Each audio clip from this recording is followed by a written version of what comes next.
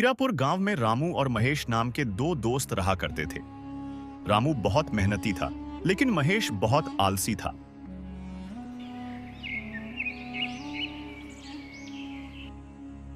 अरे वह रामू, मैंने सुना है कि इस साल तुम्हारी फसल बहुत अच्छी हुई है। हाँ काका, इस बार मेरे खेत में बहुत अच्छी फसल हुई है। फसल बेचने पर मुझे अच्छा मुनाफा होगा। बेटा, तुम्हारे खेत में कुल कितनी बोरियों की फसल हुई है? काका, 5 एकड़ जमीन में 150 बोरियों की फसल हुई है। ठीक है काका, मैं अब निकलता हूँ। मुझे आज अनाज बेचने जाना है। अरे ऐसा क्या? ठीक है बेटा। रामू वहां से चला जाता है।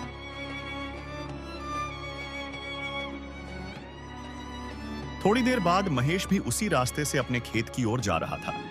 अरे महेश बेटा, कहाँ जा रहे हो? काका, खेत में फसल की बोरियां सुबह ही भर दी थीं। अब उनको लेने जा रहा हूँ। महेश बेटा, तुम्हारे पास भी 5 एकड़ जमीन है ना? तो तुम्हारे खेत में इस बार कितनी बोरियों की फसल हुई है? काका, मेरे 1 एकड़ जमीन में 20 बोरियों की फसल हुई है, तो 5 एकड़ में 100 बोरियों की फसल हुई है। बेटा, तुम्हारा दोस्त रामू के पास भी 5 एकड़ जमीन है और उसने 5 एकड़ में 150 बोरियों की फसल की है। लेकिन तुम्हारे पास भी 5 एकड़ जमीन है और तुम्हारे खेत रामू के खेत के बगल में ही है, जहां की मिट्टी भी एक ही प्रकार की है।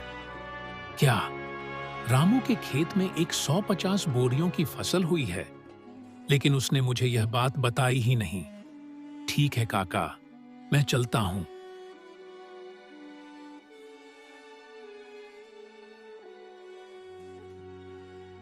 फिर शाम को महेश अपनी फसल बेचकर घर चला जाता है। घर पहुंचकर वह अपनी बीवी को सारी बात बताता है। मुझे पता है कि आपको 50 बोरियों का नुकसान क्यों हुआ है, क्योंकि आप अपने दोस्त रामू जितनी मेहनत नहीं करते हैं, इसलिए आपको नुकसान हो रहा है। आपका जब मन होता है तभी खेत पहुंचते हैं, वरना आलस करके सो जाते हैं। ऐसे कैसे चलेगा? अरे तो भाग्यवान, इसमें मेरी क्या गलती है? मुझे जितना हो सकता है मैं करता हूँ। अब तुम ही बताओ कि इसके अलावा मैं क्या करूँ? आप अपनी जमीन बेच दें और रामू के पास वाली जमीन खरीद लें। रामू के पास 5 एकड़ जमीन है, आप भी उसके खेत के पास 5 एकड़ जमीन खरीद लें और फिर रामू से कहें कि हमारे पास मिलाकर 10 एकड़ जमीन हो जाएगी। हम दोनों मिलकर खेती करेंगे और जो भी मुनाफा होगा आपस में बांट लेंगे। हाँ, तुम बिल्कुल सही कह रही हो। मैं कल ही रामू के पास जाकर इस बारे में बात करूंगा। जहां तक मुझे पता है, रामू इस बात को टालेगा नहीं। अगले दिन महेश अपने दोस्त रामू के घर जाता है। और भाई रामू, कैसे हो तुम? महेश भाई, अच्छा हूँ। आप बताओ कैसे हो? रामू, हम बचपन के दोस्त हैं। मैं सोच रहा था कि अपनी जमीन बेचकर तुम्हारी जमीन के पास वाली 5 एकड़ जमीन खरीद लूं और हम दोनों मिलकर साथ में खेती करें। हाँ हाँ महेश भाई, मुझे इस बात से कोई एतराज नहीं है। चलो सेठ के पास चलते हैं और बात कर लेते हैं, क्योंकि मेरे बगल वाली जमीन सेठ मनीराम की है। फिर दोनों सेठ मनीराम के पास जाते हैं।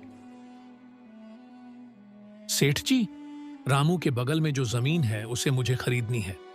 खरीद लो, हमने कब मना किया है? लेकिन जमीन खरीदने के लिए पैसा लाए हो? सेठ जी, बात ऐसी है कि मैं अपनी 5 एकड़ जमीन बेचना चाहता हूँ और आपकी 5 एकड़ जमीन खरीदना चाहता हूँ।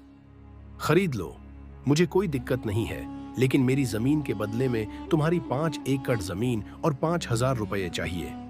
लेकिन सेठ जी, मेरी और आपकी दोनों जमीन 5 एकड़ की है, फिर आप मुझसे 5,000 रुपये क्यों मांग रहे हो? देखो महेश, जमीन की कीमत समय के साथ बढ़ती है।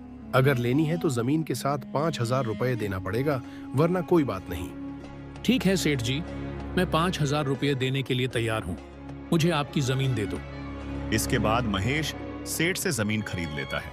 कुछ दिन बीत जाते हैं। सुनो महेश, हमें खेत में कल से हल चलाना होगा, इसलिए कल खेत पर पहुंच जाना। अरे यार, हल चलाना बहुत मेहनत का काम है। मुझे भैंसों के साथ पूरे खेत का चक्कर लगाना पड़ेगा। इससे बचने के लिए मुझे कोई बहाना बनाना पड़ेगा।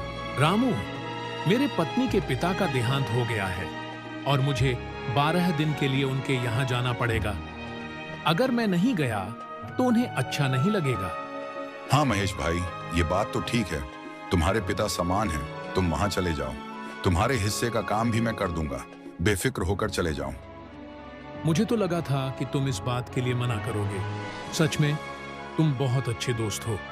मैं 12 दिन बाद आकर तुम्हारे साथ मेहनत करूंगा। फिर महेश अपनी पत्नी के साथ ससुराल चला जाता है और इस बात से रामू बहुत परेशान हो जाता है। सुनो जी, आप इतने परेशान क्यों लग रहे हो? क्या हुआ? महेश अपनी पत्नी के साथ ससुराल चला गया है और खेत में बहुत काम पड़ा है। अरे, इतना परेशान मत होइए। जब तक वह नहीं आता, मैं आपके साथ खेत में काम कर लूंगी।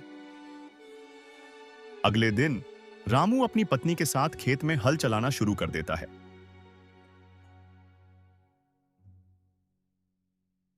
कुछ दिन बाद रामू महेश के घर आता है। सुनो भाई महेश, बारिश के दिन शुरू हो गए हैं। मैं सोच रहा हूँ कि खेत में पानी निकलने के लिए जगह बना दूं। अरे लेकिन रामू भाई, मुझे आज बहुत जरूरी काम है। भाई, इस समय तुझे कौन सा जरूरी काम आ गया? अरे हाँ, मैं बताना भूल गया था कि मुझे तुम्हारी भाभी को डॉक्टर के पास ले जाना है। उनकी तबीयत 2-3 दिन से ठीक नहीं है। ठीक है महेश, तुम चले जाओ, मैं यहाँ का काम निपटा लूंगा। वह मेरी बात इतनी जल्दी मान गया। मेरे हिस्से का काम भी करने के लिए तैयार है। दोनों मिलकर खेती करेंगे। यह तरकीब मेरी काम कर रही है, नहीं तो मुझे अकेले ही सारा काम करना पड़ता। क्या सोच रहे हो महेश भाई? मैंने कहा ना कि खेत का सारा काम मैं निपटा लूंगा। तुम बेफिक्र होकर भाभी को अस्पताल लेकर जाओ। वही सोच रहा हूँ।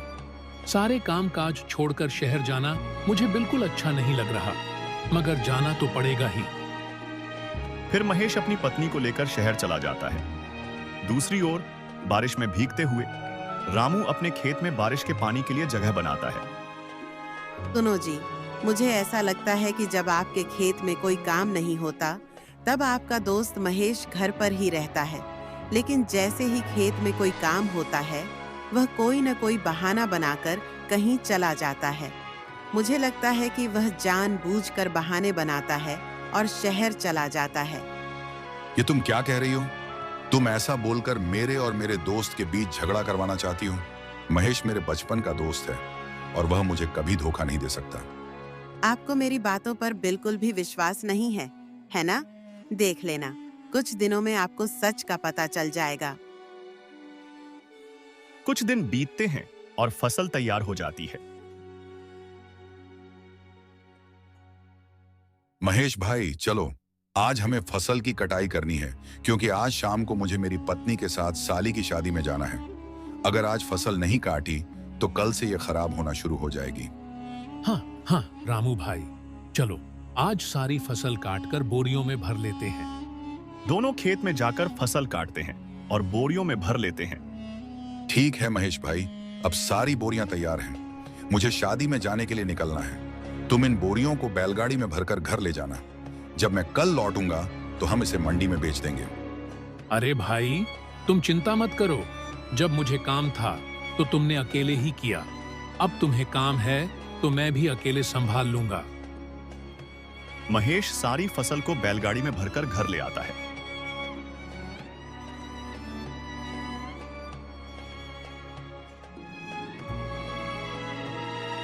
सारी फसल को घर लेकर क्यों आए हो? मंडी क्यों नहीं लेकर गए? रामू साली की शादी में गया है। वह कल सुबह तक लौटेगा। उसके आने के बाद ही हम इसे मंडी में बेचेंगे। चलो, अच्छा हुआ। तुम्हारा दोस्त कल सुबह तक नहीं आने वाला। सुनो, अपन इन बोरियों को घर के पीछे वाले कमरे में छिपा देते हैं। फिर सारी फसल का पैसा अपना होगा। तुम सही कह रही हो, लेकिन रामू को क्या बताएंगे? उससे कह देना कि बोरियां घर के बाहर रखी थीं और कोई चुरा ले गया। वह क्या कर लेगा? रात में दोनों फसल को कमरे में छिपा देते हैं। अगली सुबह रामू आता है। महेश भाई, बोरियां कहाँ रखी हैं? चलो मंडी ले चलते हैं। रामू भाई, मुझे नहीं पता। मैंने बोरियां यहीं रखी थीं, लेकिन अब सब गायब हैं। ये तुमने क्या किया? 6 महीने की मेहनत को चोरों के हाथ में सौंप दिया? रामू भाई, ये बात तुम कैसे कह सकते हो? उसमें मेरा भी हिस्सा था। रामू निराश होकर घर लौटता है और पत्नी को सब बताता है। आप चिंता मत कीजिए, खेत में काम करने का समय है, तब तक घर के आंगन में सब्जियां उगाना शुरू कर दो। रामू सब्जियां लगाने के लिए खुदाई करता है और सोने से भरा मटका पाता है। यह तो भगवान की कृपा है। अगर फसल चोरी नहीं होती तो मैं यहाँ खुदाई नहीं करता। दूसरी ओर महेश और उसकी पत्नी रात में फसल बेचने की योजना बनाते हैं, लेकिन पाते हैं कि पूरी फसल खराब हो चुकी है। ये क्या हो गया? हमें सोचना चाहिए था कि बिना हवा के फसल खराब हो जाएगी। अब सब खत्म हो गया। कहानी से हमें यह सीख मिलती है कि कभी किसी के साथ बुरा नहीं करना चाहिए। मेहनत का फल मेहनती को जरूर मिलता है।